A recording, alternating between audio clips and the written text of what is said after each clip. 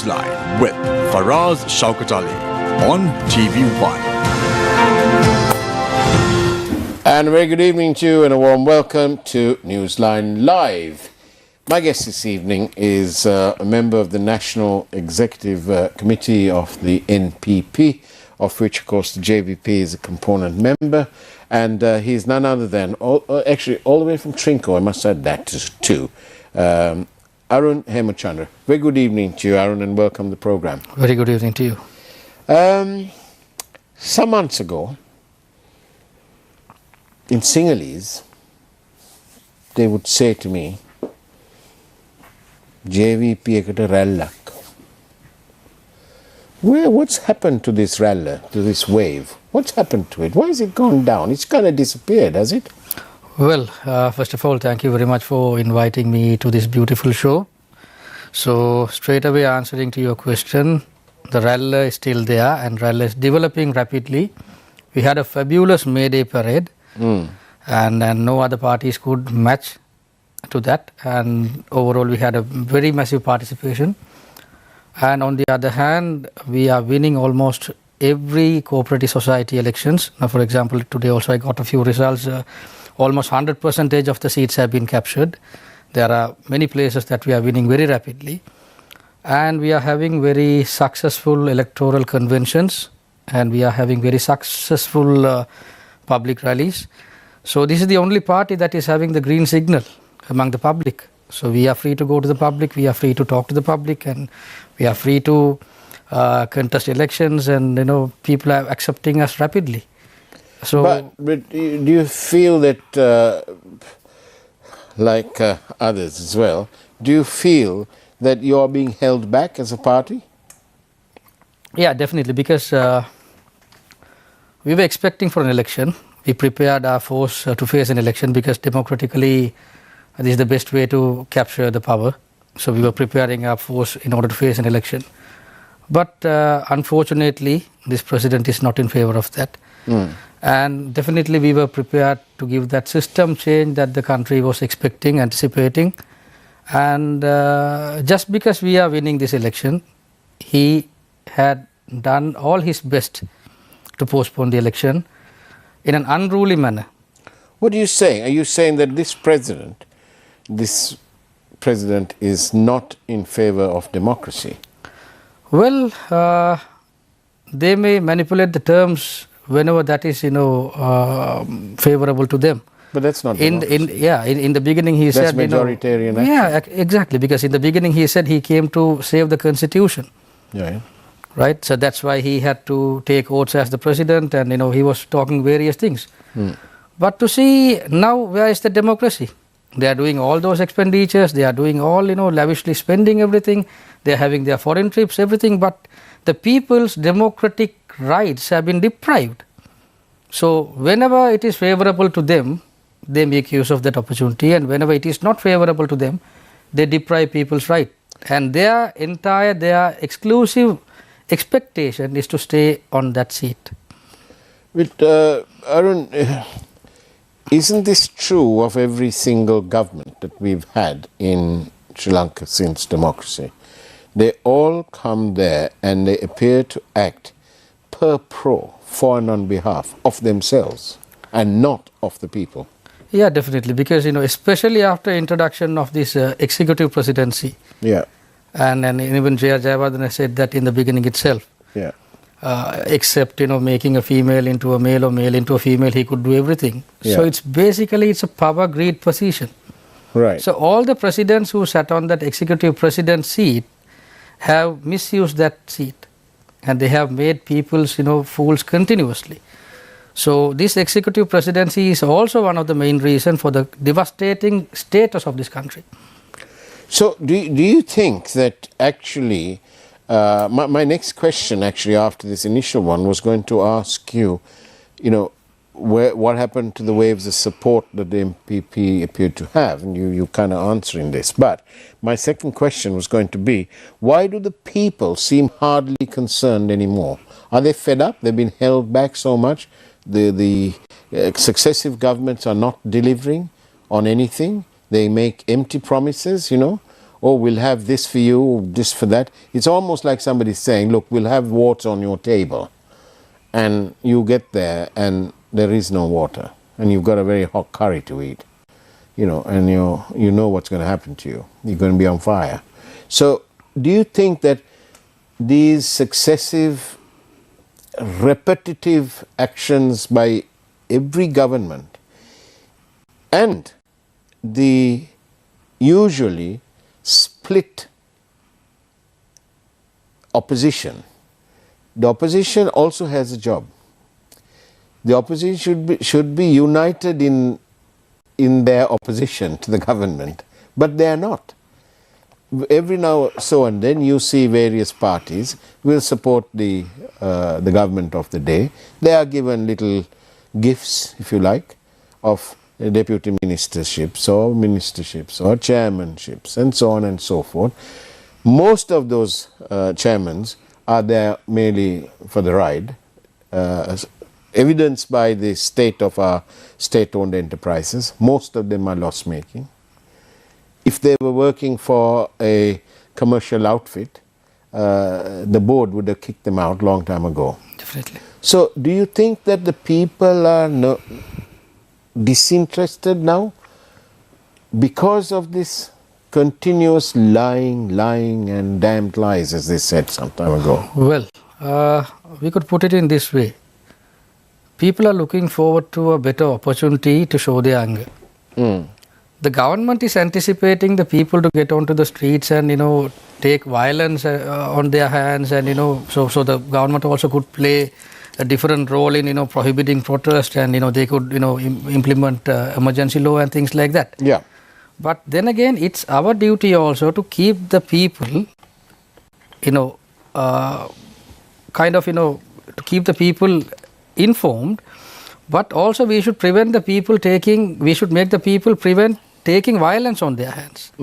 So in that basis, as a political party, as a responsible political party, we have done our level best to keep the people in a calm state.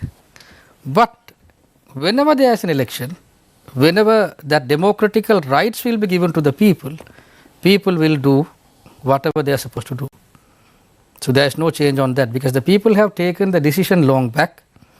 People got onto the streets, they chased that government, so they were waiting for a fresh mandate to be presented. But actually they've been let down, because although they shouted and they screamed and they danced and they drew art and became creative and so on, and managed to convince one man, the president at the time, that they didn't want him, and so he just took off. They then have a president. These protesters and so on have now find themselves at the wrong side of the law. Some of them were actually initially being held under the PTA. And it sounds suspicious, but if you examine the use of the PTA to charge people, and then you take the timeline and you superimpose the IMF agreement and you set it on this, you will find that all of a sudden this PTA has been put on hold. I'm not complaining that it has been, but all I'm saying is that it looks like, and then they try to bring in this anti-terrorism law, which seemed to be, some people on this program told us that it is far worse than the PTA. It's draconian, yeah. So the people, although they shouted and screamed and protested, which is their right to protest, have now found that they can't. Do you think that they've stopped doing all this? Because not only that they are fed up with the lies that they have been given and the people being held back, but do you think that the economic situation is so bad that honestly the people have no time to support, to go and protest? No, this is actually it's like this. Now, in the beginning, this is also one of the reasons why we said the mandate of the people should be renewed. So we wanted an election as early as possible. So when Gotabaya Rajapaksa left his seat, we wanted an election as early as possible so the people's mandate could be renewed, because we expected all these things to take place. But on the other hand, we had to be really careful we have to be really careful, and we should prevent people taking violence on their hands. As I told before, we are waiting for an election, and we prepared the people also to face an election. So only by that way we could, bring a permanent solution to this problem, because the mandate should be renewed, and with a new mandate the new government will have an opportunity to work accordingly, and we believe we can form a government with the new mandate, and we believe that we can provide solutions for most of the problems. Because you're from Trinco, but you had your higher education in Kandy at that wonderful school there at Trinity, but mainly because you're from the east, from Trinco. Do you think that the people there are ready for a remarkable change, as in to discount the mainstream parties, which are the derivatives of the UNP, so the UNP, the SJB, or the derivatives of the original SLFP into various other things that includes SLPP now? Do you think that the people in that area are ready to make a new change, out of the box? Let's vote the NPP in. What indication do you have if that's the case? Yeah, definitely there is a very big opportunity, because all these governments, all these mainstream parties that were ruling this country has been cheating the people throughout. And we do believe that the people could start a new dialogue with us, and we are, practically we are facing a lot of positive signs. So we are talking to the people directly, we are talking to the people without any agents, we are talking to the people without any proxies. So we are talking to the people, and we are finding out what is the real problem that they have, and there is a very vital opportunity for us to play a good game there. So we believe that the change is near, just like the other parts of the country. In the east also there will be a change in do you think the people in the east have the Tamil speaking people, do you think they have got fed up of the promises and the undertakings made by the so-called main party from over there, like say the Tamil National Alliance? Actually, yeah, we could talk about TNA, and also we could talk about the other Muslim political parties. Yes, indeed. So we could put it in two different ways. One is the mainstream government, and the other thing is the brokers, that they play a big role by cheating the people by being a part of the government. So the people are very angry with those agents, because they say now at the moment the people are very fond of us. They talk to us, and we had very successful campaign in the east, and they invite us to organize more and more campaigns. And especially what they are expecting is they want to have a direct contact with NPP, and they expect us not to take these brokers or these agents along with us for any of the campaigns. So they say without them this will be a better place. So they are the people are really ready to work with us. So Arun, how communal minded are the voters when it comes to casting their vote? Would the Muslim voter in the east vote only for a Muslim party, and would the rest of the Tamil speaking people, the Tamil people, would they only vote for a Tamil party? And isn't that being communal? People are really understanding the truth, because for example, in the last parliament election, the biggest campaign among the Muslim community was against the former President Gotabaya Rajapaksa, and they described him as a racist, and in order to defeat him they wanted the Muslim seats to be increased. But wherein if you see in the parliament, some Muslim members, they had put a slogan or whatever, a kind of a badge saying that say no to 20th Amendment, wherein they voted for the 20th Amendment. So, the people's mandate have been kicked, simply speaking. So, in that instance, what we could understand is, these political agents were always betraying the people's mandate, and they were making use of their they were making use of the situation for their own benefit. So in that case, there is a very big chance for us to work with the people in the east and north and also in the upcountry. And we are making use of that, and definitely there will be a change in the near future. It's very interesting talking to you. Arun Hemachandra, member of the NPP, the national, and also member of the National Executive Committee of that party.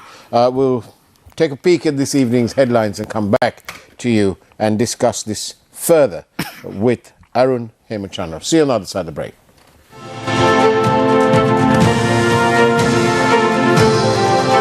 News First, Newsline with Faraz Shaukat Ali on TV1.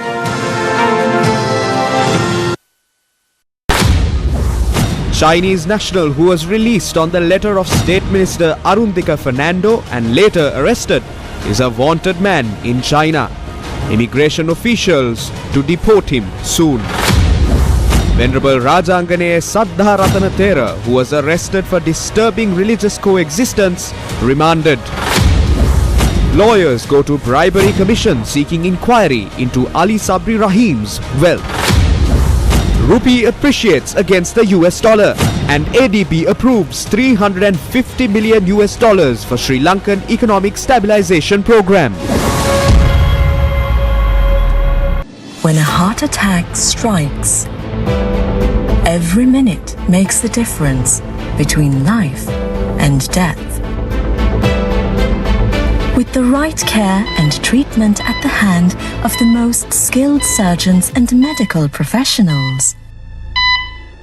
With the perfect environment for recovery. Darden's Heart Center, dedicated to you.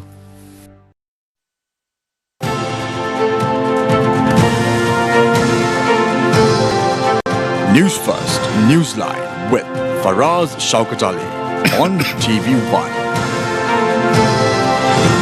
And welcome back to Newsline Live. I'm in conversation with member of the NPP, Mr. Arun Hemachandra, who, by the way, hails from Trincomalee. Arun, tell me, isn't it being communal when you have members of the minorities voting only for very specific, those little parties, whereas those parties can never make up government?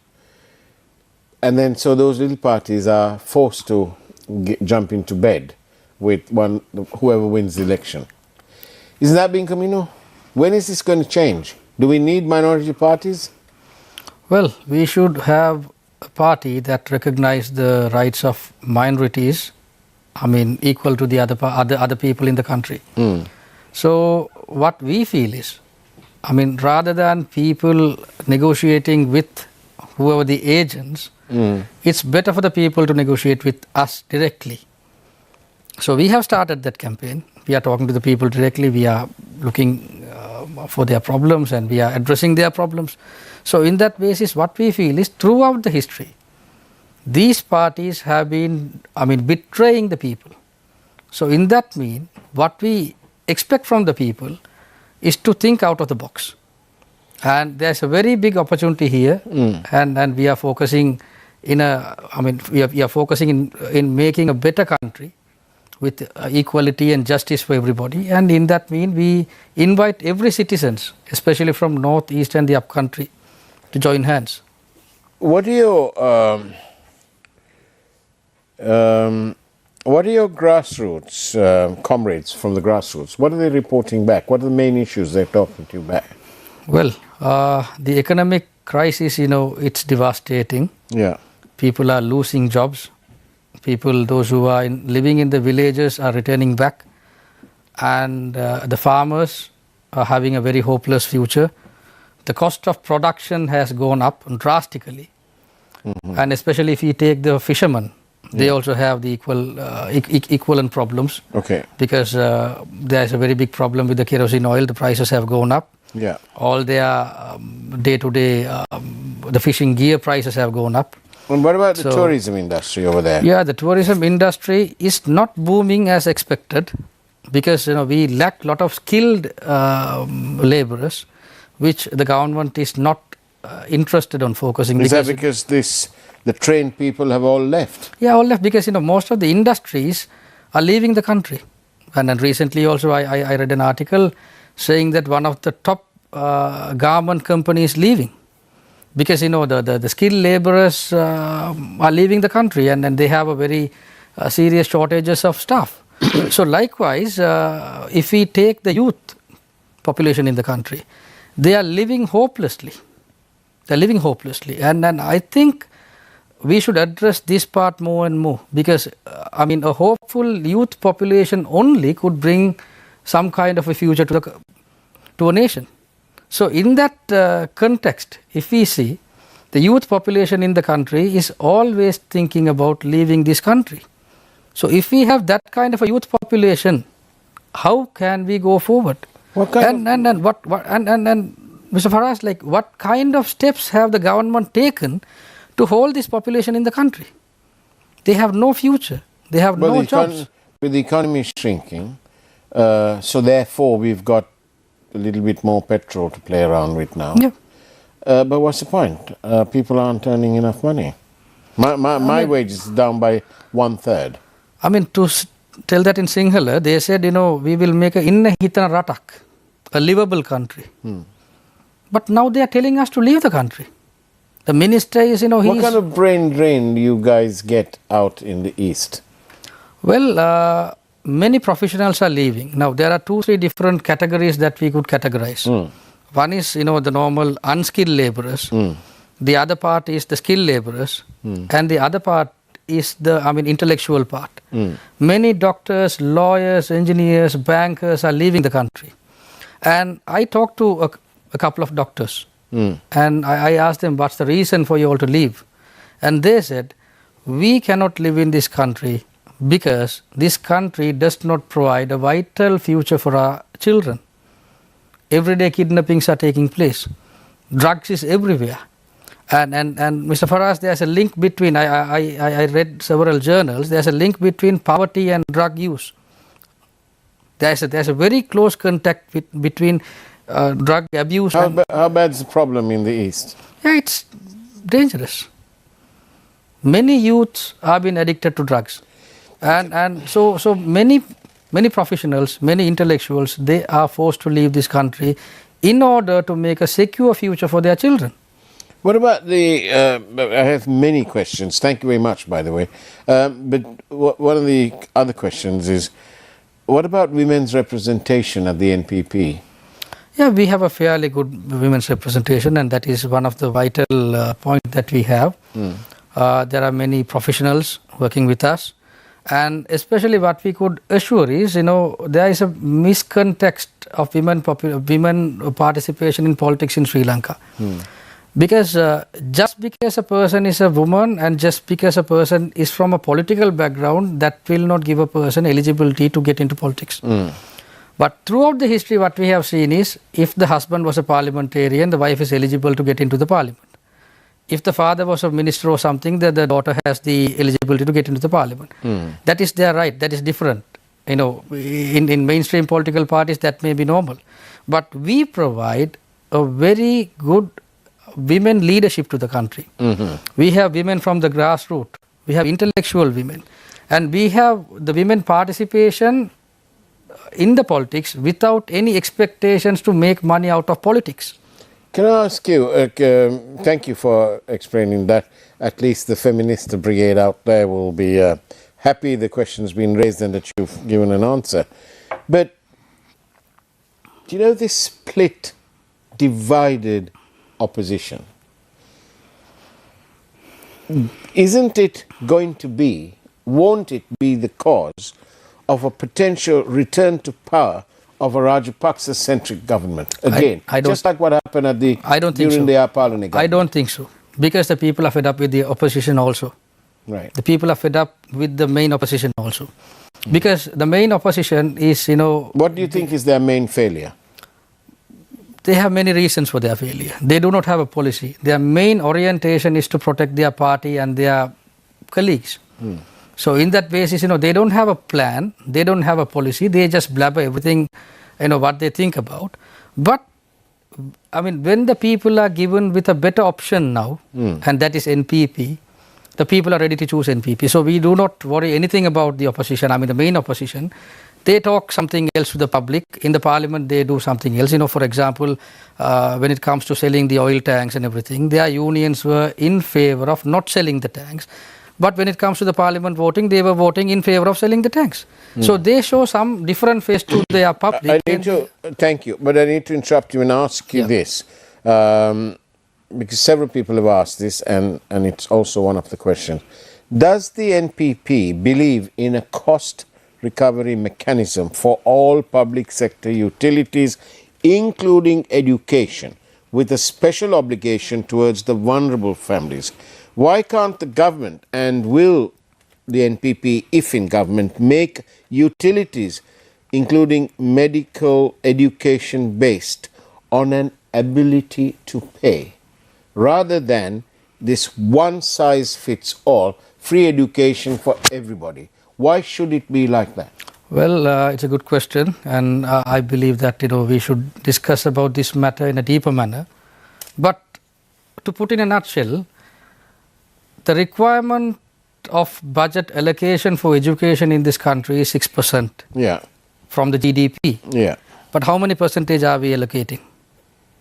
Perhaps 2. Yeah, some, but a little less, so little more. I mean, more or less 2%. Yeah. So I would take a different drift. To answer this question, we should consider education as a right, but not a commodity. The moment that we start allocating 6% minimum, I'm not telling just by allocating 6% we cannot find an answer to this. The moment we start allocating at least 6%, things will start changing. So in that basis, what we feel is... But do you, as a concept, do you believe that free education should be for everybody, or for those who really deserve it because their finances won't allow them to pay? Free education should be available that should be available to everybody. Right. But people can have their own choices. If they do not want to go to a government school, they can go to a private school. That's their problem. If they do not want to go to a government hospital, they can go to a private hospital. But if the government schools and if the government hospitals are functioning well, people also have their own choices. So we cannot categorize people in that. So what's your take on this brain drain? People come in, they get educated for free, and then they leave the country. They are leaving the country under this system. When there is an NPP rule in this country, the entire system will be changed, and we will make a livable country for those intellectuals. They will stay in this country. There are many countries that, has been changed rapidly soon after a political transformation. Last question, because we got one more minute. Do you think, or do you believe, that at the NPP, is committed to look at every community as equal citizens? Definitely. We should create a Sri Lankan nationality. The problem in this country is the rulers have been dividing the country into different nationalities. Even now, if you take a birth certificate and see, it says Sinhalese, Sri Lankan Tamil, Indian Tamil, Moor, Malay. So we should come up as Sri Lankans together. Only with that, only by building up a national unity in this country, only by bringing up Sri Lankan nationality, we can move forward as a country. Without that, we don't have any choices. And are you saying that it is the NPP who can deliver just what you said? Definitely. Arun Hemachandra, thank you very much for being on Newsline Live. And that's the way it was on Newsline Live this evening. Take care. Have a great evening as much as you can. And, of course, God bless you all. It's now time for the Primetime News.